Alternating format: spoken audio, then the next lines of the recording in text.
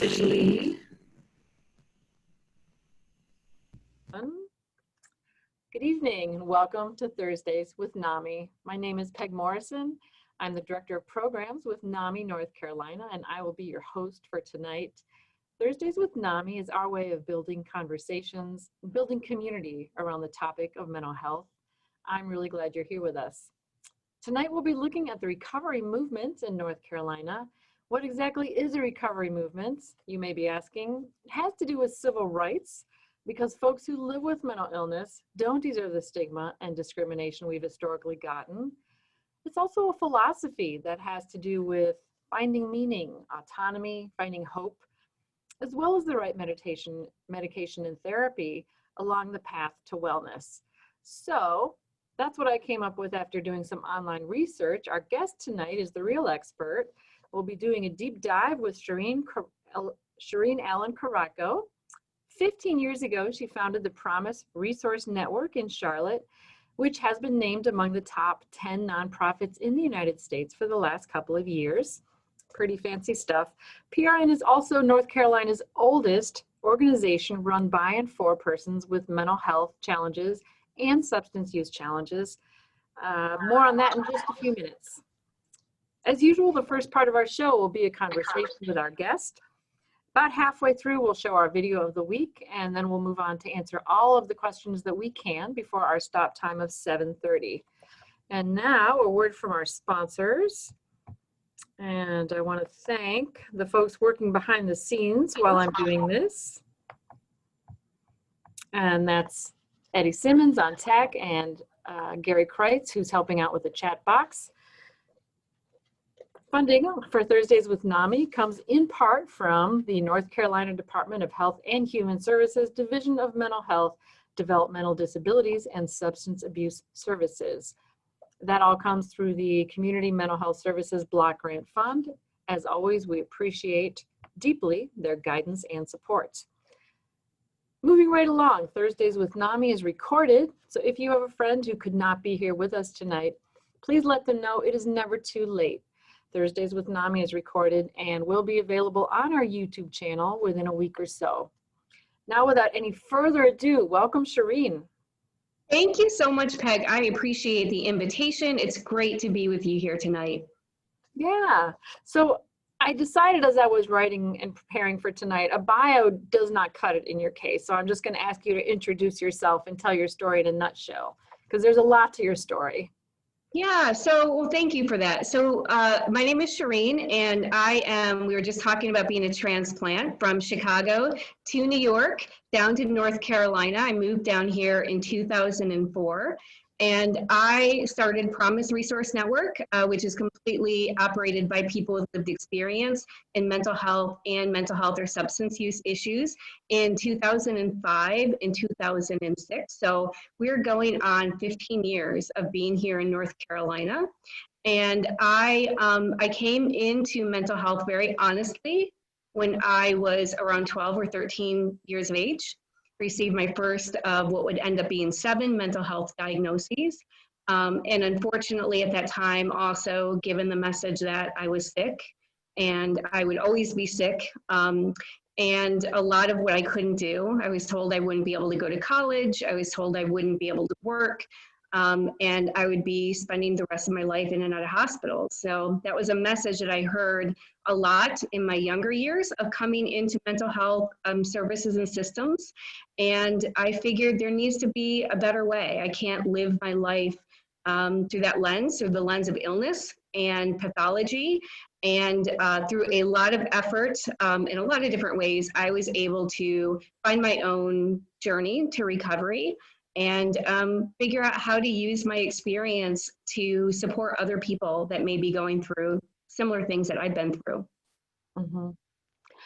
Well, I'm so glad you did. There are a lot of folks who have mental health challenges who have, in the process of getting help, felt oppressed or felt stunted along the way. And I'm so glad that you and a lot of us have been able to overcome and keep pushing forward, because the world is a really different place for folks with mental health now compared to 10, 20 years ago. It's very different, and I think we can all breathe a little easier. Yeah, we're getting there. You know, we still have a lot of work, and you talked about the recovery movement, and some of our early pioneers really worked to make sure that there was equity and building up parity and systems and services that were less harmful to people coming in with mental health issues. And while we've come a long way, we still have a lot of work to do to realize that vision. And that's part of kind of the journey that I'm on professionally and personally, is to figure out how to create more healing and less pathology in the name of treatment. Mhm. So tell me, we're living in interesting times, to say the least. How are you taking care of yourself these days? You know, I think like a lot of people, I've had to reimagine my well-being. There has been a bit of a gift in all of this. I have to be honest. I used to travel an awful lot and had to, self-care looked very different when I was on the road a lot. I have been home for, gosh, 4.5 months now. 5 months with everybody else, and it has really allowed me to kind of dig in deeply within my own well-being. I've been doing a lot with just kind of exploring 5 senses. So, you know, sight and smells, candles, and planting, and meditation, just a lot of beautiful things that, with being settled and being grounded in one space, has allowed me to kind of play around with in different ways. So it's going well through a collective human experience that is unprecedented, but you know, I'm feeling pretty good. Mm-hmm. Well, I'm glad to hear that. And there have been silver linings. I've heard that from different people along the way too. More time with family, more time to sort of get centered and just have quiet time. We don't give ourselves that in normal times, I don't think. That's right. The world slowed down. Mm-hmm. And for me, it required me to slow down as well.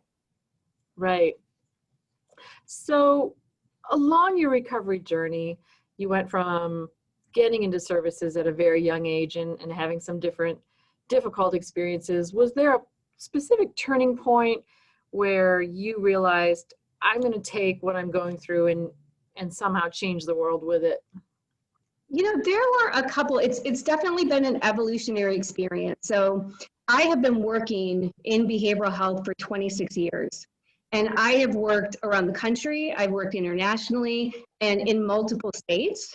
And so because I have been exposed to behavioral health internally within systems, in addition to my own personal experience, the sort of aha moments and the ability to realize my purpose of creating systemic change has happened over time. I will tell you, there were a couple of really distinct moments, though, in my life that were turning points for me. The first one was at the age of 19. It was actually my last suicide attempt. And I was in the process of being involuntarily hospitalized. And as a trauma survivor, the last thing I wanted was to be removed, have my rights removed, and to be confined in that way. And so it's a very long story, but I was able to figure out how to evade the involuntary commitments, but end up in the hospital as an intern. So I changed my major. I went to the hospital that I was supposed to be committed to. And I figured, if people want me to focus on my mental health, I'll do it, but I'll do it in my own way. And I spent a couple of semesters working in that hospital. So there are two of those aha moments. One was during the IVC process that I realized, if I do not want the rest of my life to be impacted or guided by mental health, I had to learn about my own well-being and really take a lot of different steps to understand what was happening in my body, what was happening in my mind, in order to then kind of reclaim a wellness identity. So that was one, sort of shift for me. The second was working in the hospital. I was, quite honestly, Peg, really shocked at what I experienced in an inpatient, short-term acute care psychiatric hospital for children and adolescents. And I was surprised that this was called treatment. I was surprised that this was considered healing, because I found it to be anything but. And I was able to leave. I had a card, I had keys, I could leave. And it really kind of spawned the connection between my personal experience and this professional pursuit to change the way mental health is understood, the way people are treated, the way that we understand the origins of mental health, and the fact that our system was really designed around a stabilization approach, that we have believed that people like me could only stabilize, function, and maintain. So a lot of our systems were designed around that paradigm. The truth of the matter is that we can recover. The majority of us do. And when we have services and systems and different opportunities to realize recovery, more of us can and will. And so it was kind of that combination between the two that led me to really pursue both social justice as well as system and practice change in mental health. And then the more I became experienced in behavioral health as a provider, the more I started to see where we are misstepping, if you will, in mental health treatment. So kind of made it my purpose to create alternatives, to challenge status quo, and to shift a pathological approach, a pathologizing approach to understanding emotional distress. Mm-hmm. As I'm hearing your comments, it strikes me that's not so different from the way that NAMI was started, the National Alliance on Mental Illness, that there were a group of mothers sitting around a kitchen table in Madison, Wisconsin, wondering how they could get to a point where their adult children had hope, where the mental health diagnosis wasn't some kind of life sentence. Mm-hmm. And it has been a long and winding road. And I tell people that when I work at NAMI, I meet the most wonderful people who've just been through the ringer, and we come out of it with superpowers like empathy and wisdom. And anyways, you're one of those people. Oh, thank you. Some of the strongest people I've ever met are people that are have been labeled with some of the most serious mental health issues. And it just is a testament to how resilient we are. And I use the same term, superpower. Recovery and resilience is our superpower. Mm-hmm. Yeah, and later this month, we will have one such friend of mine, Larry Wanucha, who lives with schizophrenia, taking a quick moment to make a plug, who's an artist, rehabilitation professional, and all-around wonderful person. But back to Cherene, our current superhero. I know that Promise Resource Network got a pretty exciting grant last year to really spearhead a movement in this state. Tell us about that. Yeah, so, SAMHSA has been a champion of peer-led and consumer-operated movements for a really long time, 30 years. And they have been funding what's called a statewide consumer movement grant for about 20 years. And it has never quite landed in North Carolina up until this point. We were so excited that, a year and a half ago, SAMHSA awarded us a 3-year grant to really kind of incubate and mobilize a peer movement in the state of North Carolina. It's called Peer Voice North Carolina. We have a variety of things that we are involved in. At the highest level, it's about people that have been directly impacted by labels of mental illness, being involved in policy, legislative change, and system level transformation, really not only being at the tables around change, but leading the dialogue, because there is a wisdom that comes along with lived experience that just cannot be replicated through educational experience. It cannot be replicated even as a family member.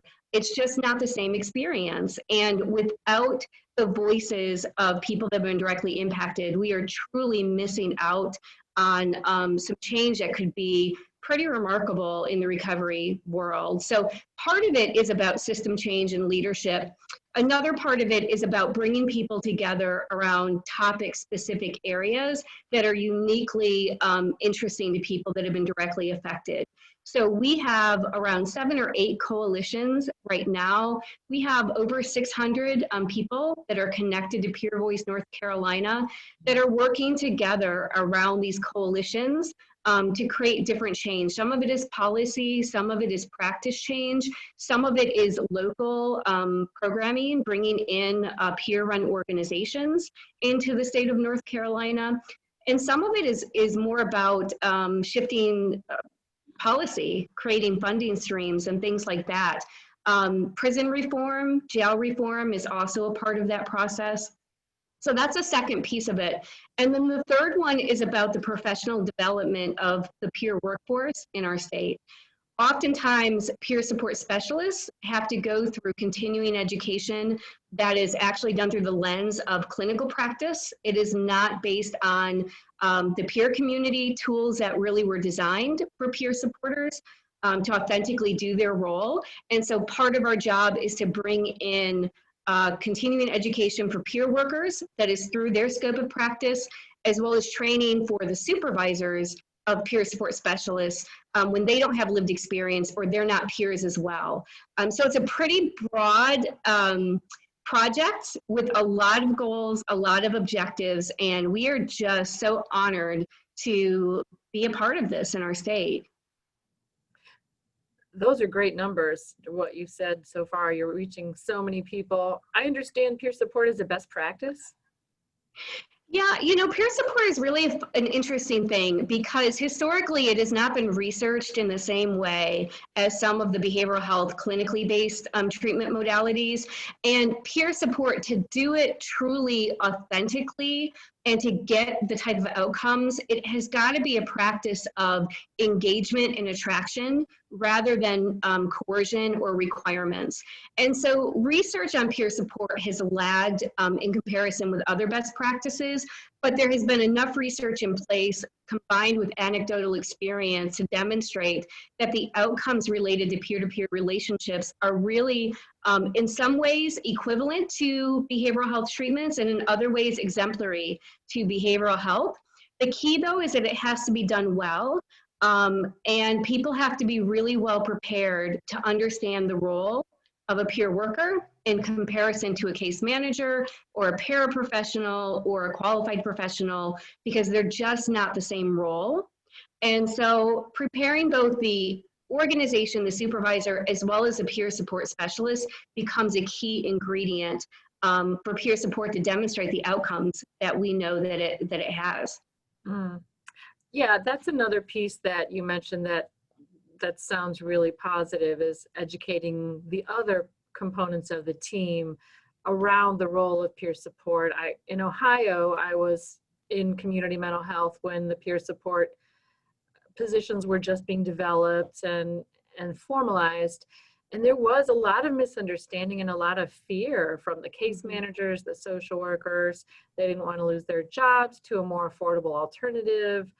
And so, yeah, how do you get that team support and that wraparound service integration that's so important? So that's great that that education is there.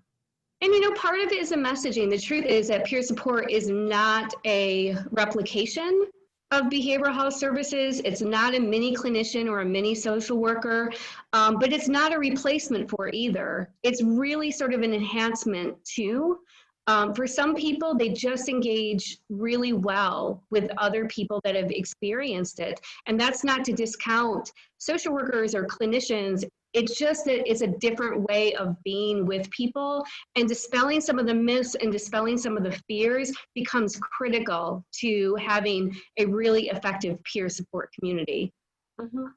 Right. And I've shared on the show in the past that I live personally with depression and anxiety. And for me, I had to get to a certain point in my recovery where I could accept clinical care because I didn't like the power imbalance. I couldn't accept it. I just had to get to a certain point before I could benefit from those skills and trust someone enough to accept that and do well with it. Mm-hmm. That's right. Yeah. So a lot of good stuff going on here. You kind of touched on this earlier, but how is COVID-19 affecting your work and your company? It has shifted everything. Within 24 hours of our state going basically offline, we ended up restarting our warm line. We have a peer-operated warm line that we operated between 2005 and 2010 in North Carolina, and we ended up bringing it back online the past 5 months. It's a 24-hour day, 7-day-a-week accessible line that is completely staffed by peer support specialists. And it's open to anybody. We get calls from Hawaii and New Zealand and Italy, from all over the world, Canada, but primarily throughout the state of North Carolina. So we really had to mobilize quickly. All of our peer support specialists have been trained in telepeer support, and we ended up doing that within a week of COVID hitting North Carolina. We are now individually working with 1,800 people through telepeer support. And then all of our classes, we teach 95 classes a month, and they all went online. And I think I was telling you, Peg, before we got on, I was looking at the data today. We're about 74 to 75,000 people have participated in our classes over the past 5 months. So we have really had to figure out how to bring support into people's homes, into their lives through technology, and do a lot of adjustments around that. We are also looking at some hospital alternatives. We're starting a peer-run respite within the next couple of months in Charlotte, partly as a way to divert from the emergency department. We know that EDs really need to be available for people with medical issues related to COVID, and that the capacity in the mental health side of EDs is not there. And we also know that we want to expedite people from inpatient back home, and sometimes people need a transition option.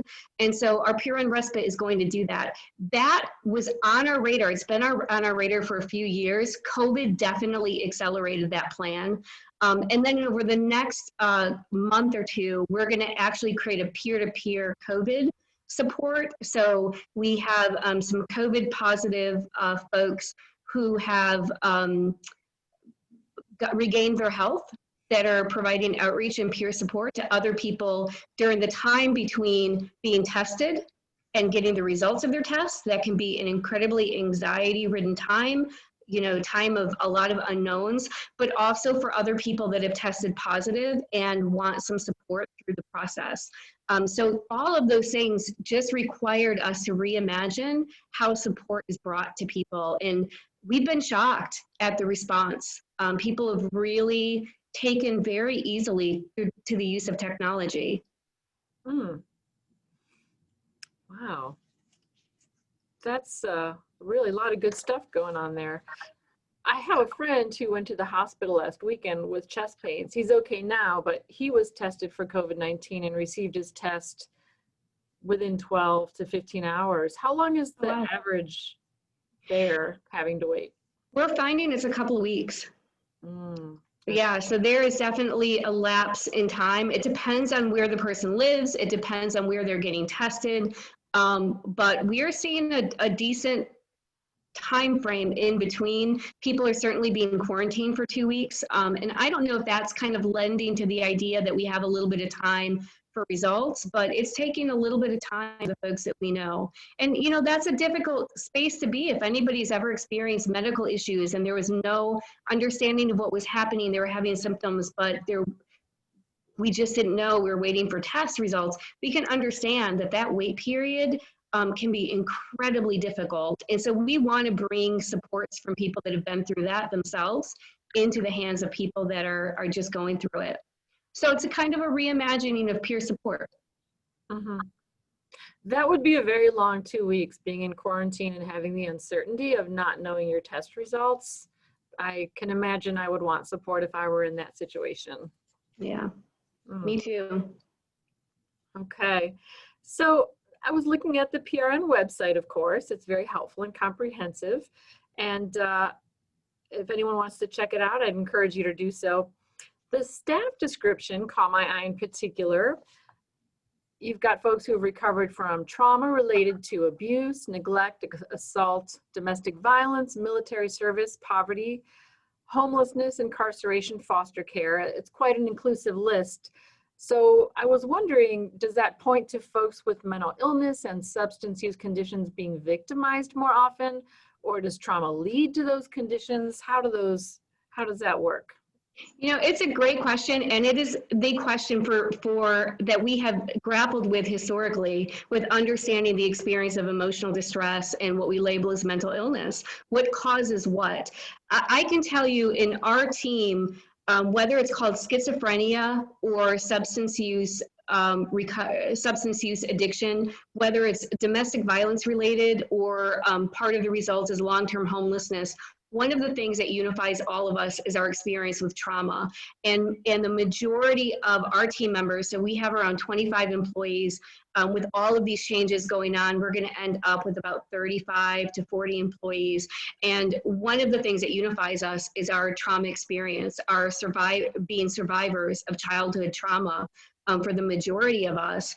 And so I have some gratitude as you talk about our systems progressing. I have gratitude that the historic message that mental illness was a chemical imbalance is being challenged by research that demonstrates the impact of trauma and the coexistence of trauma in what we call mental illness. It is certainly the experience of our team. It's the experience of the majority of people that we work with. Does trauma cause what we call mental health issues? I know that it's strongly correlated. I can tell you in my particular situation, if it was seen as childhood trauma as a 13-year-old and I was demonstrating certain behaviors that led to diagnostic labels, if the clinicians and treatment providers had seen my behavior through the lens of a child that was being abused, I probably would not have ended up with 7 mental health diagnoses and a lifetime as a system involved user. It would have been much more of a recognizing that my behavior was actually a sign or a symptom of what was happening in my life. The first 4 years that I was in services, I was actually experiencing sexual abuse at home. And unfortunately, because trauma, you know, while we've had the research for quite a while, it has not been in the hands of clinicians until more recently. And if it were, I think they would have looked at the same behavior, not as symptoms of illness, but as a sign of something going on. And the dialogue could have been different, and the opportunities and the options could have been different. And so I'm grateful that we are finally getting to that place of understanding the connection between trauma and what we call mental health issues. I also know through people's experience that when they're using substances, living on the streets, experiencing poverty, there's a lot of trauma that goes along with those experiences. And so if you've already had that type of harm and woundedness at an early age, and now it's being compounded by some other trauma, that it's a perfect storm for a lot of different what we would label as clinical mental health diagnoses. So I don't know what causes one or the other. I do know in my situation, in the 26 years I've been working with people, that I'm hopeful that our system is going to become much more trauma aware, that we are going to understand that we're not going to go directly to labeling and the use of medications as the answer, and that we are going to support people to kind of heal and understand how our bodies were really wired to heal ourselves and tap back into that. Yeah, and I noticed a question in our chat box, a comment. I love that Cherene is addressing trauma, and the link is huge. The trauma effects are lifelong, correct? Well, you know, again, I can speak for myself. So I had a therapy appointment today. So I actually walked away from treatment for many, many years because of what I experienced when, you know, I was younger. And there was a point in my life that I decided not all treatment looks the same. And as an adult, I can be very intentional about what I invite into my life and finding the right people. And that includes services. And so I am involved in trauma therapy now. I go to individual therapy, I go to group therapy. It's something called IFS, which stands for Internal Family Systems, and combined with somatic experience. So it's very trauma-based types of therapy. The freedom that I have gotten over the past few years doing this type of work has been huge. And so for me, the impact of my trauma has been lifelong, but it also has been the reason I've landed in this profession. And there is a level of gratitude that I have for everything that I've been through, even the dark and the ugly, because it has given me an awareness that I don't know if I would otherwise have. Mm-hmm. It seems to me that people who have endured trauma come out of it with a certain depth that I don't know how you come by that otherwise. Circling back to your earlier comments too, along with the difficulty of and the connection of mental health, substance use, homelessness, incarceration, those experiences, you also have that compounding of stigma. So I'm so glad that more and more providers and more voices like PRN, like your team, are unpacking all of that so that people can get back to and reclaim their personhood. You know, Peg, one of the things I realized in working in that hospital is that we've created a system of illness that you go in the hospital because you're not well. And as a provider, you're in the job of seeing people when they're ill, but you don't get the benefit of seeing their recovery. You know, this is what recovery looks 33 years later. And I didn't go back to the hospital, and I haven't gone back to my treatment providers to say, thank you so much, or not so much. You know, this is what could have been helpful, but this is what it looks like. So they could get the benefit of seeing us in recovery. One of the beautiful things that I think peer support brings to a community is that the faces and the voices and the experiences are all around us. And it's not the experience of that poor, ill, chronically debilitating disease idea that we have around mental health. It's actually the experience of resilience, of recovery, of strength, of power, of all those gifts that we've been given, sometimes because of what we've been through, a lot of times because what we've been through. But without that, people are left with one idea of mental health, and that is an illness idea. And that's just not the reality of the lifelong experience with labels of mental illness. Mm-hmm. You know, it was true for a time in my life, but it wasn't true for the majority of my life. Mm-hmm. Well, amen to that. Mm-hmm.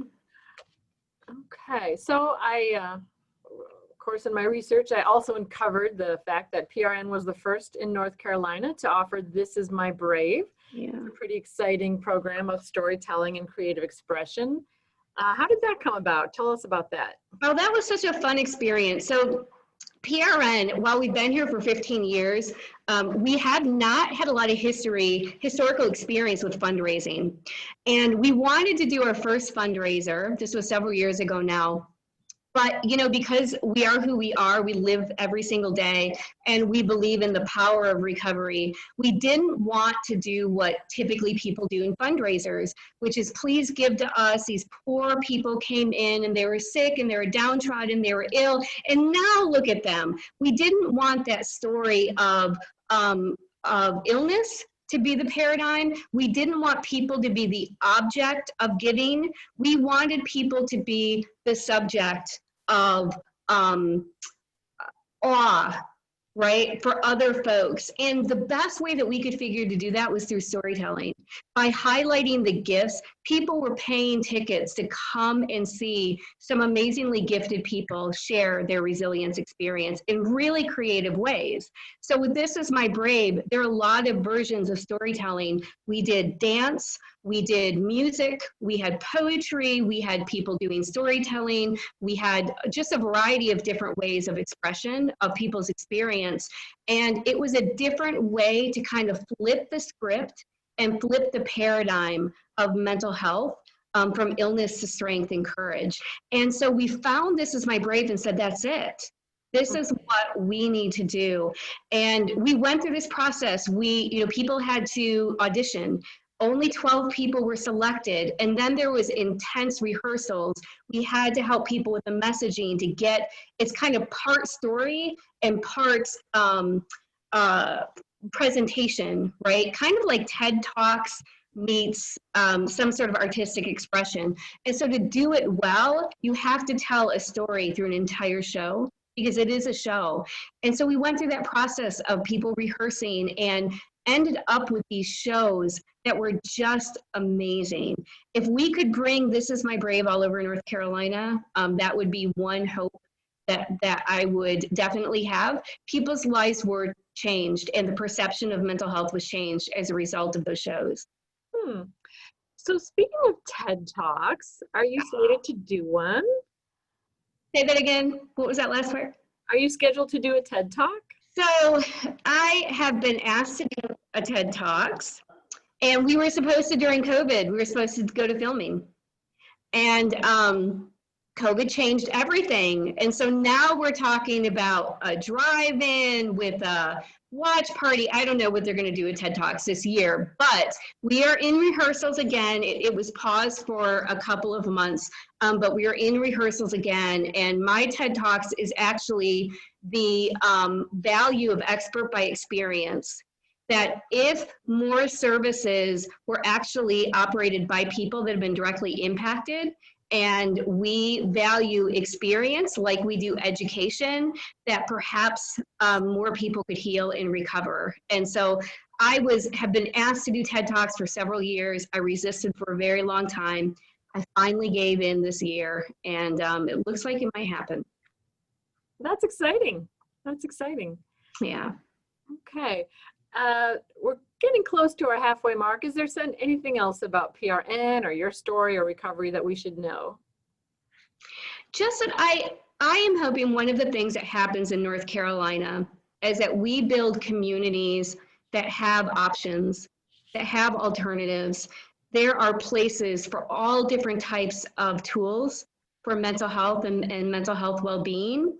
And we have landed a lot on the crisis end and the treatment end, but that whole piece of recovery and resilience, of peer-to-peer connection that's not tied into services or treatments, the alternatives like warm lines and like alternatives to suicide groups, like we're doing a Hearing Voices group coming up. Those things still have to be built out in the state of North Carolina. A healthy community depends on a strong continuum of a lot of different ways for people to engage in supports and resources.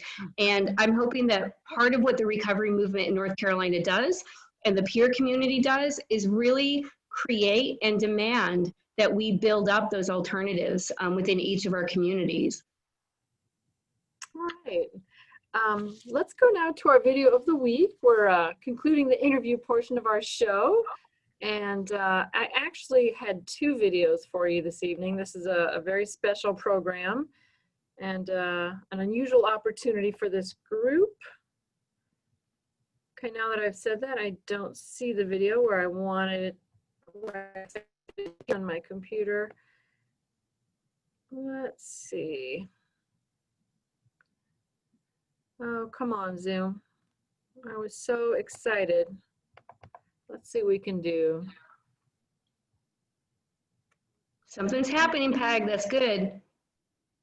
That's actually not the screen I wanted to share. Oh. Let me. Where the heck is this it? Here we go. Can you see this? Is it a good size? A dog baby.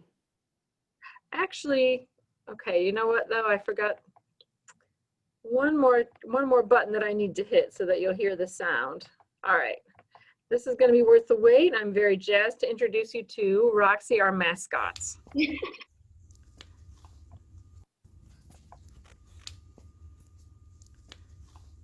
you jazzed about recovery, Roxy?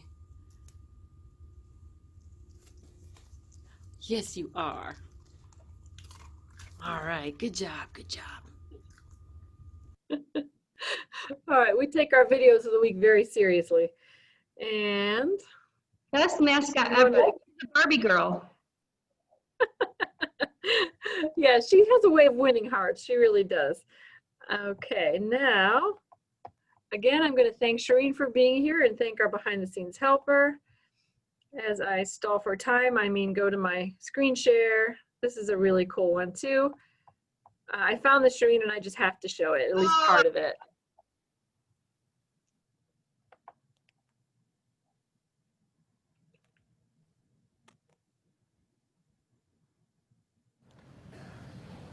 Have you ever thought just a wee little bit of how it would seem to be a misfit? And how you would feel if you had to sit on the other side of the desk? Have you ever looked at a man who seemed a bum as he sat before you, nervous, numb, and thought of the courage it took him to come to the other side of the desk? Have you thought to yourself of his dreams that went astray? Of the hard, real facts of his everyday? Of the things in his life that make him stay on the other side of the desk? Did you think to yourself, it could be I, if the good things in life had passed me by? And maybe I'd bluster. And yeah, maybe I'd lie from the other side of the desk. Did you make him feel he was full of greed? Make him ashamed of his race or his creed? Or did you reach out to him in his time of need from the other side of the desk? May God give us courage and lots of it, and much compassion and Okay, I just had to share that because it gives me goosebumps, even having looked at it several times now. So yeah, I love that. Yeah, I've never seen that, so thank you. Oh, absolutely. Yeah, but that is actually a poem that we look at a lot at PRN, just to remind ourselves that, we're not very far away from being the person that walks through the space. And when we are gifted with the work that we're able to do, we have to do so through the vantage point of the person walking in, not the person that's sitting behind the desk. And so we always are thinking about the experience of everybody that we're supporting at any given time, and whether they find it helpful, whether they find it harmful, whether they find it neutral, but what we can do to make sure that people feel safe and they feel supported and they feel comfortable. So it's one of those poems that resonates to many people, and it has for me for years. Very beautiful and very beautifully presented. So I at least wanted to show that part of it. And now it is time for questions from our virtual studio audience. I see that we've got a few lined up in the Q&A box. If you're newer to Zoom and haven't asked a question before, you're just looking in sort of the bottom center part of your monitor for the little Q&A icon. You type in your question, it will magically appear to Cherene and myself. We're going to answer as many as we can before 8:30. Question from Diane Crescenda. Where did you travel internationally? What did you find might have been different with mental health in other countries? Hi, Diane. It's good to see you, virtually see you. So I went to England and I did work in both London and I did work in Sunderland, which is kind of on the border. And it was interesting because mental health was not as pathologized. In England, it was alternative things like hearing voices and alternative ways of understanding what mental health is are definitely much more embraced in some countries that I have worked in. At the same time, there weren't some protections that we've had in the United States. I worked a lot with young people and starting up some new programs in England. And at young ages, kids could be kicked out of their home and end up living in hostels at the age of 13, 14, 15. Because they didn't have those types of protections. So it was an interesting kind of balance between mental health and social determinants of health, and the way mental health was understood. If we look at some of the leading research on understanding mental health recovery, it comes from New Zealand and it comes from Europe. Some of the practices in Belgium of family-to-family support, they don't believe in institutionalizing people for mental health issues. So some of those more progressive approaches and understanding of mental health comes from overseas. We just have a very westernized way of looking at it through a medical lens and through a diagnostic lens. And our primary approach is medications. And that is not the case in other countries necessarily. Okay. Yeah, I was wondering that too. You do have a broad perspective with what all the places you've been and seen. I like this question. Cherene, when you were interning, there were some of the things, what were some of the things going on that were considered treatments? Not a lot. I will tell you that it was short-term acute care, not unlike our current hospital system. And the goal was really to stabilize. So medications, I saw a lot of over-medication of young people. There was a school, but you know, when you're medicated to that extent, or you're have experienced a lot of trauma, when you've been removed from your family, there's not a lot of active treatment that I would consider going on. I did participate in some alternative therapies, like there was some music therapy, there was some art therapy, some athletic things happening. One of the things that really surprised me as why are we not doing this is that we removed kids from their families, but there was not a lot of family work being done. And so the kid was removed, the kid was in treatment, the kid was labeled, the kid was medicated, the family was still out there. Once in a while, they would come for a family group or family session, but there was not active work being done with the family at the same time that the kid was being hospitalized.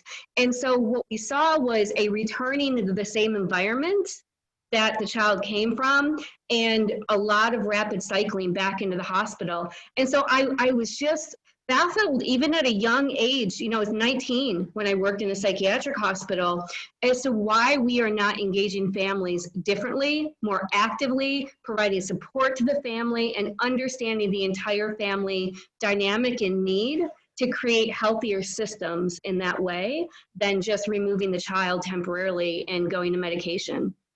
And I've worked with many hospitals since as a consultant. Not a lot of difference, you know, some are better than others, private hospitals, state hospitals, they all vary, but medications definitely are the primary approach and stabilize you. All right, that was a good question from Dana, thank you. Question from David, is there a difference between a certified peer support specialist and a peer support specialist? If yes, what is the difference? Oh, that's a great question. So the answer to that, in terms of the term certified, is based on what a state will deem as requirements for training, education, and a couple of other different variables that will change from state to state. In the state of North Carolina, if you're going to be a peer support specialist in a peer support specialist role, and you are in a Medicaid billable service, or you are in most hospital systems working as a peer support specialist, you have got to become trained and certified through the state of North Carolina. There are other organizations, however, in North Carolina that do not require somebody to become certified in the state. Really, certification in North Carolina emerged when we started making peer support a Medicaid billable service. So Medicaid requires that level of training and certification. So somebody can be operating as a peer support specialist and not be certified in North Carolina if they are not working in a Medicaid billable or a state funded service. Okay. A good question. Another question from Diane. This is My Brave was very excellent. 2 members from NAMI South Mountains have shared their poems, Lacey and Robbie. All right, thanks for that, Diane. Yeah, they did a great job. You can actually, Diane, if you haven't seen it, you can go online on YouTube and find their videos as well. All right. Did you have a blueprint for PRN or what the experience more like, or was the experience more like, let's just see what works? Oh, that's such a great question. So I'm going to tell you it's a hybrid. So we had a blueprint in terms of, I knew from experience, I'd been in peer movements for years. Before landing in North Carolina, peer support was not new. The consumer movement was not new to me. And so I knew our history rooted in civil rights as a disability rights movement. I knew about the early recovery pioneers. I had worked with peer support specialists for years before coming to the state. And so I definitely wanted to bring some of the lessons learned and best practices into North Carolina. The way that we had to sort of reimagine it in our state, or imagine it in our state, was definitely specific to our community and some of the gaps and some of the needs within our community. It has shifted over the years. PRN looks very different today than it did when we first started, for a lot of different reasons, a lot of great reasons. Not a big part of it is because we are very much guided by our community. And so at different points, community will tell us what it needs to look like, and our job is to shift and be nimble with the needs of the community. So as an example, right now with race equity, we're doing a lot of work around equity. We have always been involved in social justice and poverty and socioeconomic marginalization, and certainly on the peripheries, the intersection with race. We are much more connected right now to racial parity and racial movements over the past several months. And so that is something that our community has said, we want you to be involved in, we want access to, we want organization around, we want resources. We just finished a 6-week new Jim Crow series as an example, because people want information. So I say that because it's really a hybrid of tried and true, what truly is peer run and consumer operated look like, what does fidelity look like to consumer operated organizations, and then how you take a southern urban area like Charlotte and adapt it to our community so that it resonates. We have to attract people with PRN. We don't do anything that is forced, required, or coerced in any way. Even our involvement with the court system, we do a lot of diversion work and a lot of work with wellness courts and recovery courts. And we are the one present entity in those courts that is not required for anybody. And it took a lot of work for us to advocate for that, because peer support, in order to be effective, truly has to be engaging and voluntary. So it's been a combination of both. Mm-hmm. That was a big question. I love your comments about equity and inclusion. Your comments earlier about you have someone in the hospital and they are treated and labeled and medicated and then sent back to a possibly toxic environment. That reminded me of folks who, people of color who come in for treatment and then they go back out into the world and they face whatever they face. Yeah, and you know, Peg, for that reason, and I know you can relate with your work with NAMI, when I think about our work in recovery, there's a macro and there's a micro piece of it. On the micro level, we work with people and we work with families and we work in communities to strengthen community, right? So we do that individual work. But if we do that individual work and people are exposed to recovery when they come to us or we come to them, and then they go out into communities and systems and services that were not designed for recovery, it takes one incredibly resilient, strong, vocal person to be able to say, no, that's not okay, that's not comfortable for me. So we have a responsibility to also change those systems, and that includes things like poverty and that the homelessness and the social determinants of health and race. All of those areas become critical ingredients to emotional well-being. We have a responsibility to do that in peer movements. Mm-hmm. Absolutely. I was drawn to NAMI and to peer centers when I began my own recovery in Toledo, Ohio, because finally I was finding safe spaces, and I definitely want to see those spaces expand and include, until someday, everywhere is a safe space. Absolutely. Okay, another good question, the last one from Dana, now from Suzanne. Do you know the names of any good books to explain mental health to teenagers, perhaps in an indirect way? It's time for my son to learn about his own condition, and I'm not sure how to help or how to present it effectively. Ooh, that's a great question. So I don't have an easy answer for that because I would say it depends on your son and where he's at and what he is open to and how he sort of explores information in the world. I will tell you that I wish when I were younger that I was exposed to recovery, that not just recovery from substance use. There's a whole body of literature around recovery from mental illness. And if I was given that information from people that looked like me, that had experienced similar things, and they were giving me a message of, no, you don't need to be chronically disabled. You don't need to be a lifelong mental patient. No, this is not, that doesn't mean you won't be able to go to school and have a life like everybody else. I would say if you can find literature around mental wellness and recovery by people that have actually been through it, it can be a complete game changer in understanding what is happening to ourselves and in our bodies and in our minds. I would also say maybe to look for things that are not pathologizing. It's hard to accept a diagnosis. There's a double-edged sword to it. In the beginning, my first diagnosis was an eating disorder. And as I said, I've had 7, including a label of severe and persistent mental illness.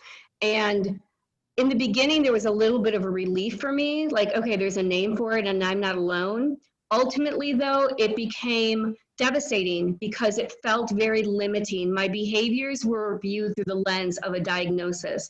I was asked things like, did you take your meds? And are you having a bad day today? And you can't have a bad day when you have a label of mental illness without people thinking it's related to your mental health issues. Being surrounded by those messages is an illness reinforcing life. And then if your peers are in college or they are getting married and you are in treatment programs or in and out of hospitals or you're in residential program, that illness identity is all around you. So when you're talking about a young person, a teenager, I would say to look for information that is not that devastating, this is a difficult thing, suffers from language, because that is just not, for me anyways, I did not find that helpful at all. To connect him or her or they with other teens that maybe are living their lives in spite of it could be life-changing. Okay, excellent.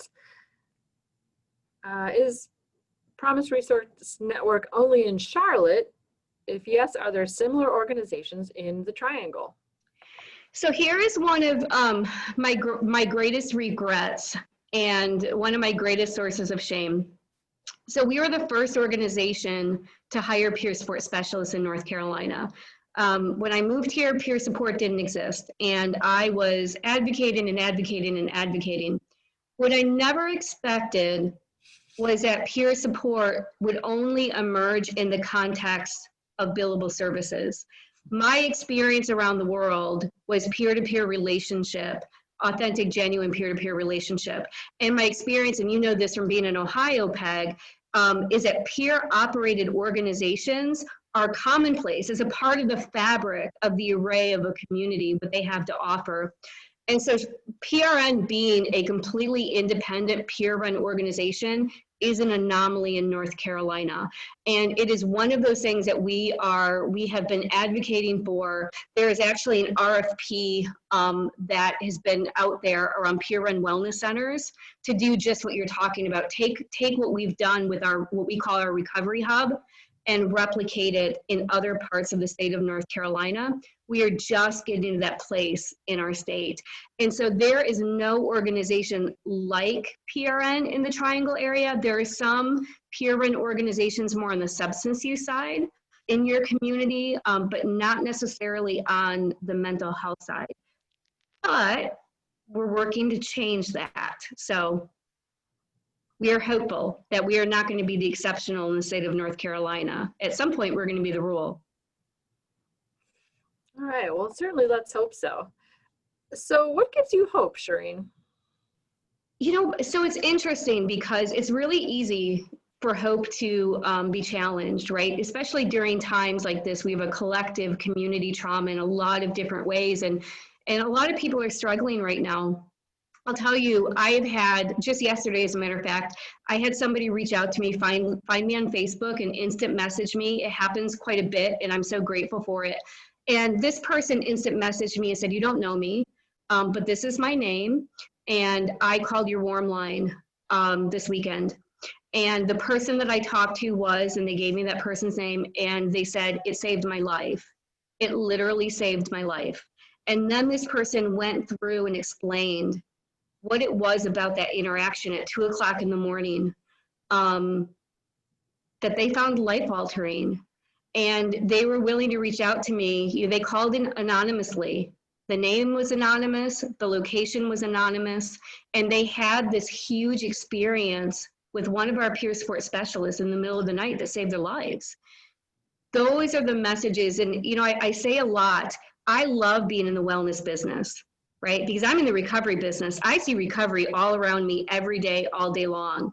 If I were in the illness business, I'd be surrounded by illness. I love being in the recovery business because stories like that happen on a daily, weekly basis in our community.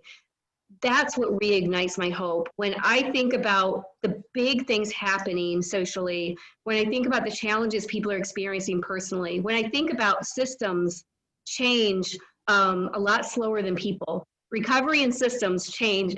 System recovery does not happen as quick as people recovery happens. And so there's a level of steadfastness that you need to have to be involved in system change, because you can't expect that it's going to happen. Well, I've been doing this for 15 years and we're still waiting for many changes.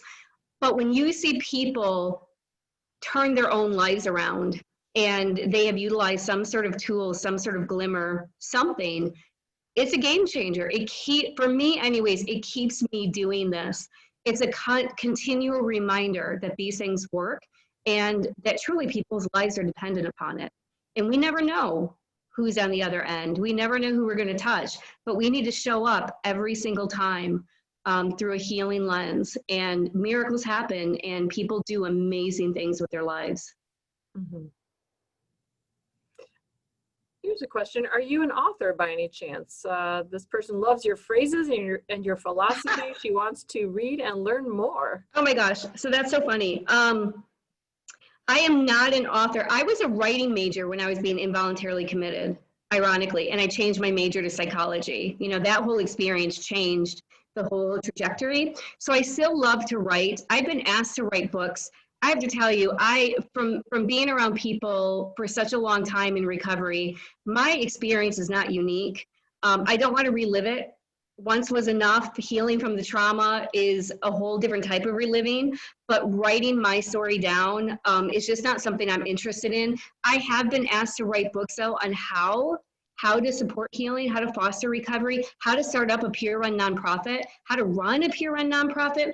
I would think about doing things like that if it would be helpful and leave something behind that would be helpful to people. So that's another reminder that the two most common requests that I get is to write something and to do TED Talks. So we'll see. One of the two of my bucket list may be done within the next few months. Sure. Yeah, I have to think a how-to book would get a lot of use in the world. Absolutely. I could have used it. I learned a lot of what I did by messing it up, quite honestly. I was not a born CEO. I was not the person that you would have thought would have started a nonprofit, and a nonprofit that is in the top 10 best nonprofits in the country, you know, for the last few years. That was never sort of in my mind and in my trajectory. I had to learn it. And it just does not have to be as difficult as it was for me, for other emerging leaders to come and get the support that they need to learn how to do it and do it well. So perhaps, we'll see. Well, you're getting lots of votes of support from our virtual studio audience, and also requests for a blog. So, oh my gosh, that's too much. I appreciate that. Okay. So question, have you ever been to Fountain House in New York City? Of course I've been to Fountain House. Yes, the first clubhouse. You know, it's interesting, Diane, because I love what the clubhouse was originally designed to do. I worked in a clubhouse in North Carolina when I first moved here, and it really took on a very different tone in our state from what the original clubhouse was designed to do. We have a lot of work that can be done. We have a couple of really strong clubhouses in our state, but we have a lot of work that needs to be done around the service that we call PSR, psychosocial rehab in North Carolina, to be closer to what clubhouses were designed to do, because Fountain House is an incredible example of how that type of support can be helpful to people and life-changing. So yeah, I've been to Fountain House. I've seen the videos and I would love to visit. It looks like a magical place. Yeah, it's special, no doubt about it. Okay, question from Terry. Can you suggest ways to attract peers and get them involved with NAMI? Folks who are in recovery is what she's looking for. It would be so inspirational to peers who aren't as far along in their recovery journey. You know, that's interesting. I have thought about that many times, and I've talked to people with lived experience that are connected to NAMI who've asked me the same questions, like, how do you attract so many people? And it's a complicated thing in that there has to be the right type of environment to support people with lived experience to truly share their experience in a way that doesn't feel filtered, it doesn't feel offensive, it's not as experienced as we're trying to change your narrative. There are some very difficult things that people with lived experience share about their parents and family experience, about treatment providers, that can be really hard for other people to hear that has devoted their lives to supporting that community, right? It can be difficult to hear those things.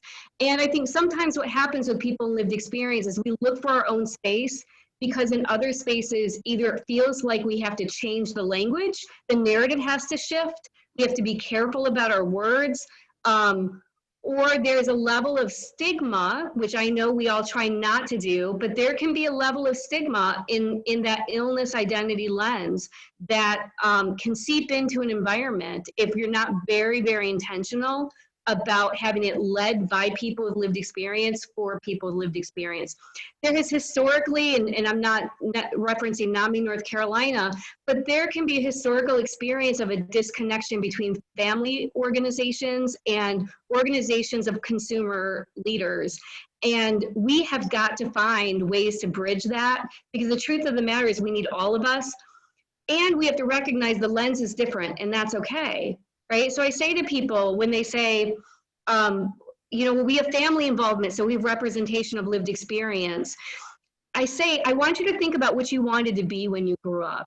What did your parents want for you? Where did they want you to go to school? Who did they want you to date? Where did they want you to live? What did they want your vocation to be?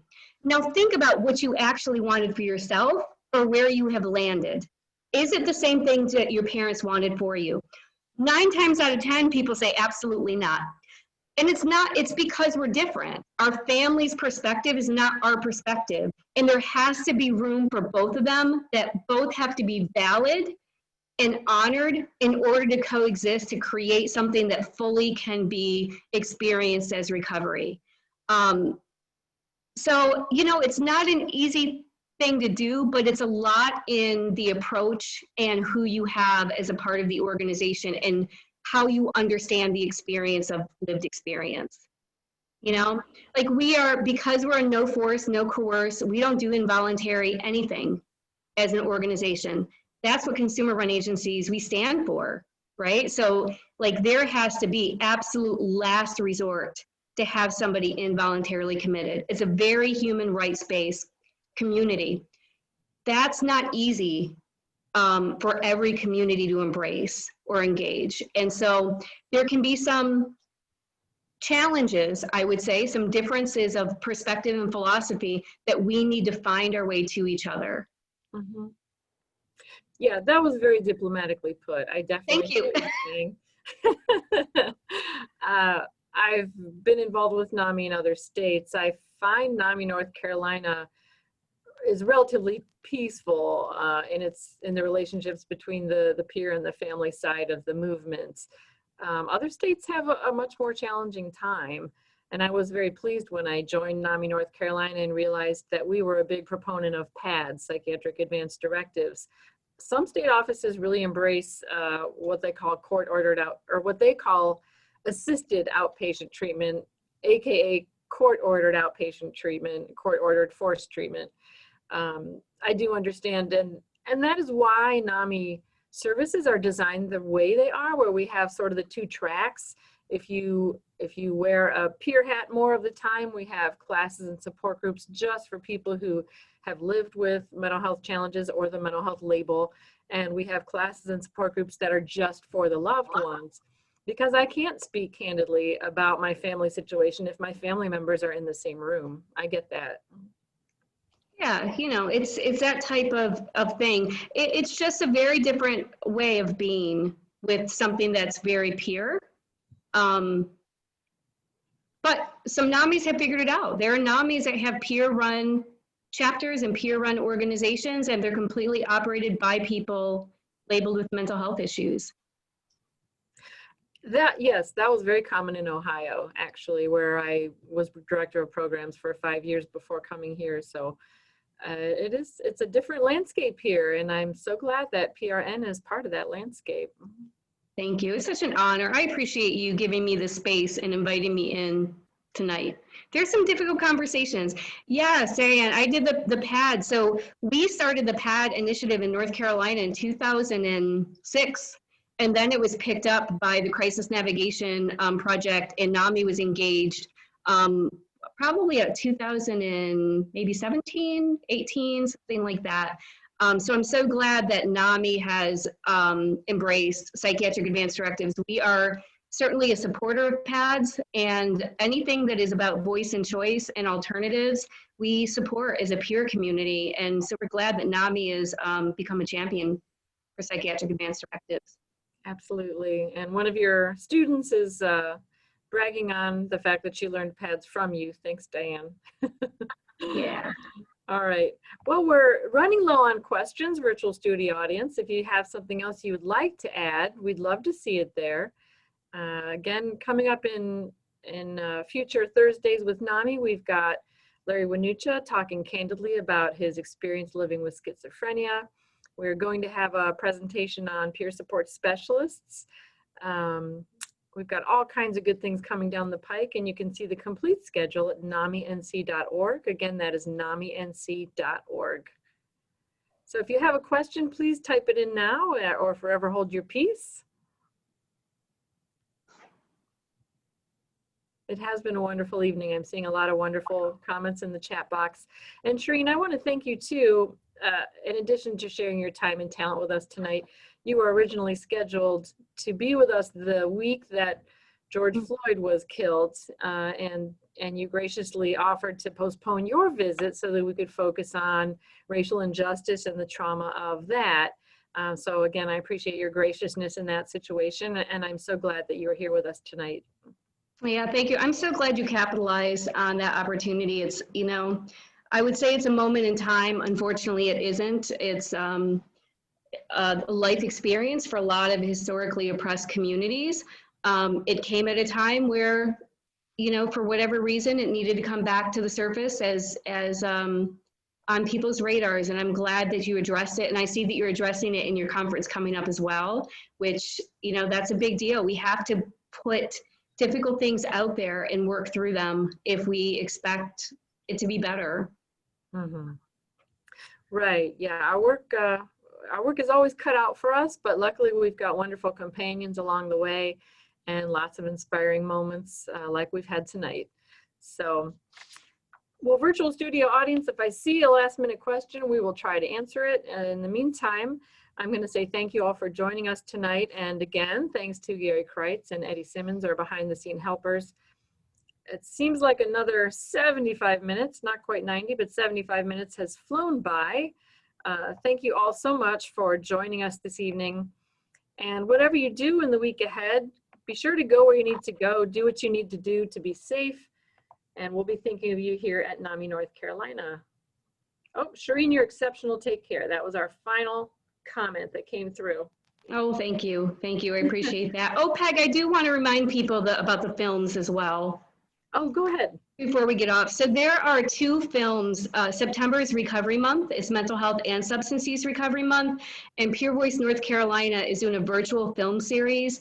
On September 12th, we're doing a documentary called The S Word, which is all about the experience of suicide from suicide survivors. It's a great documentary, and we are going to be offering a statewide awareness after that around something called alternatives to suicide to hopefully get some energy and bring that into the state. And then the second film that we're showing is on September 20th. It's called Medicating Normal. And Medicating Normal is a documentary about the intersection between opiate addiction, suicide attempts, mental health labels, trauma, and the use of medications, of psychotropic medications, and the long-term health effects of psychotropic medications. So that documentary is called Medicating Normal, and that one is September 20th. So I hope to see you all there. It's $10 a ticket.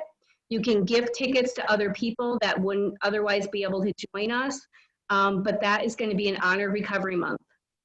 Okay, you should be seeing a poster for that on the screen. If not, we will email it to you after the show. Wonderful, thank you. And it looks like you are on a different planet, so I like the way you did that. Yeah, this is part of my go where you need to go to be safe message that we always Great. hit on. Beautiful, I will take that to heart. Okay, well, you have a wonderful night, everyone. We hope to see you next week. Thank you so much, Peg. Thanks, everybody. Thanks, Cherene. Be well.